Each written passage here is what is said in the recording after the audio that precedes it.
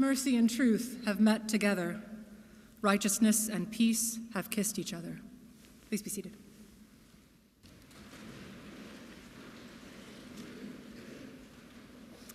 Every year, when Advent rolls around, we dedicate a couple of weeks to the ministry of John, the baptizer, who was, on the face of things, a weird guy. I end up wondering about all of the people who gathered by the banks of the Jordan to hear him cry out a call of preparation. What was it about John's message that galvanized the people and drew them to confess the actions that kept them separate from God, to wade into the Jordan and find in the watery embrace of the river a forgiveness that made it all worth it? I am a little skeptical that I would have traveled all that way, that I would have been so publicly vulnerable at the merest hint of hope. And yet, like all of you, I am here this morning to step into our annual reenactment of the Christian story. I am ready to find some hope and good news, even though we live in a time when hope seems impossible and good news is hard to come by.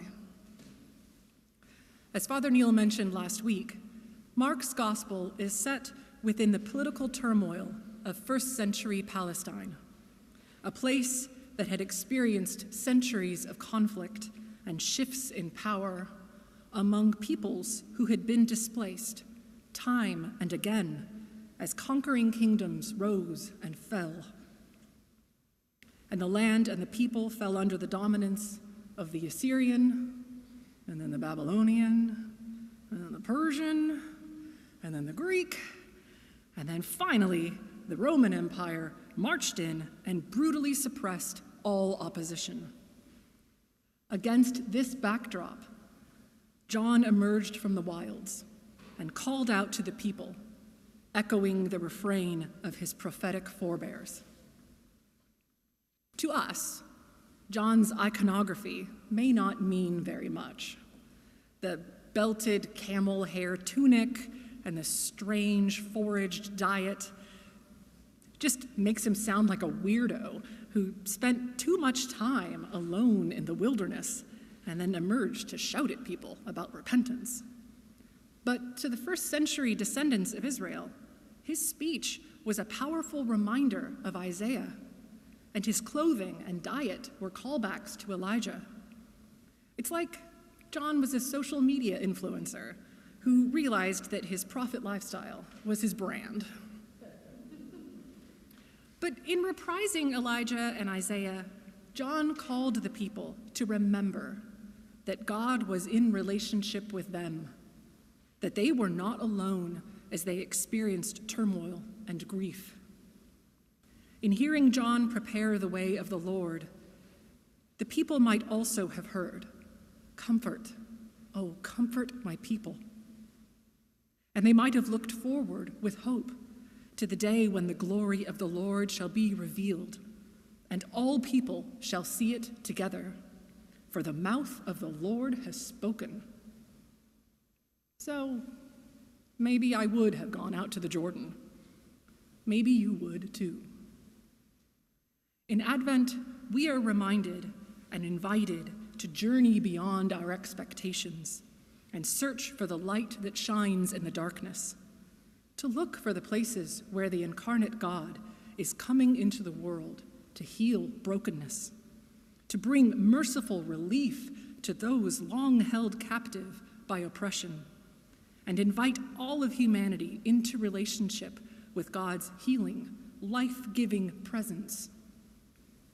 It is particularly timely for this moment in our lives that Advent invites us to remember that we are, at our core, a people of hope.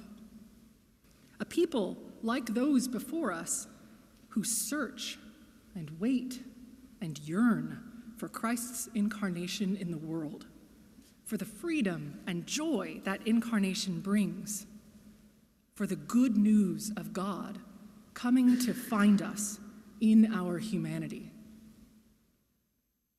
John Green, one of my favorite writers, gave a lecture at Harvard University last year, and the words he shared kept me company during the last Advent season. So this year, I would like to share some of them with you. I edited this excerpt to take an hour-long lecture down to like 3 paragraphs. So I encourage you to go and just, look up John Green Harvard lecture. You'll find it. As Sister Marie Augusta Neal put it, Jesus preached good news to the poor, and integral to that good news was that the poor are to be poor no longer. It would be terribly sad and frightening if mere apocalypse were around the corner. But it would also be easy. How simple to live in a world that we cannot help or influence. But we don't live in such a world. Not yet. And because it is not yet that hour, we have work to do. Jesus preached good news to the poor, and integral to that good news is that they would be poor no longer. Integral to that good news is that the effects of climate change would not be caused by the rich and borne by the poor. Integral to that good news is that the last shall be first, and that no one should suffer alone or without support. When we allow ourselves to be proximal to our suffering, when we allow others to be proximal to our suffering, and allow ourselves to become proximal to the suffering of others, the idea that we can respond to injustice merely with despair evaporates. Someday, we will no longer have the opportunity to work together to bring about a better world. Someday, but not today. Seriously, go watch that lecture, y'all. It isn't easy to choose hope.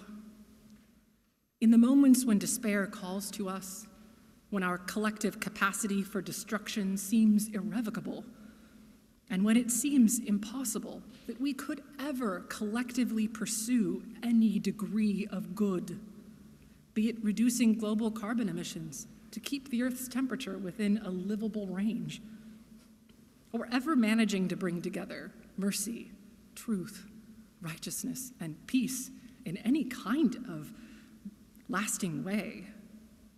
The choice to believe that there is hope for us can feel laughably naive.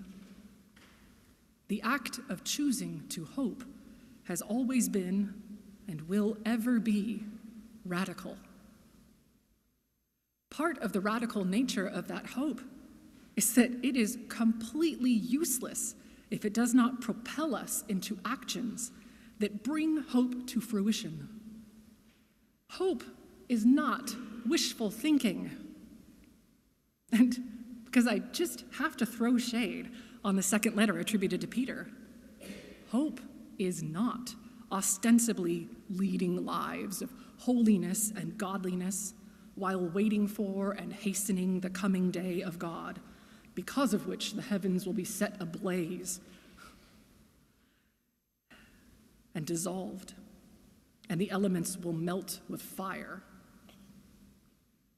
Because we find it so much easier to wait for a new heavens and new earth where righteousness is at home.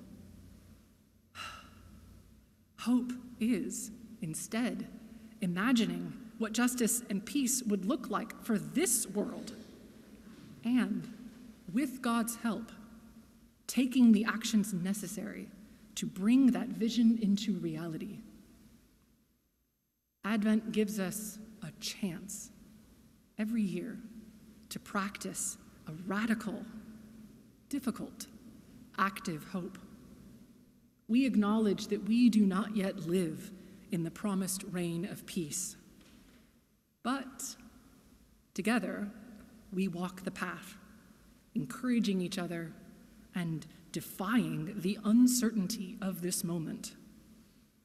And that is some good news. Thanks be to God.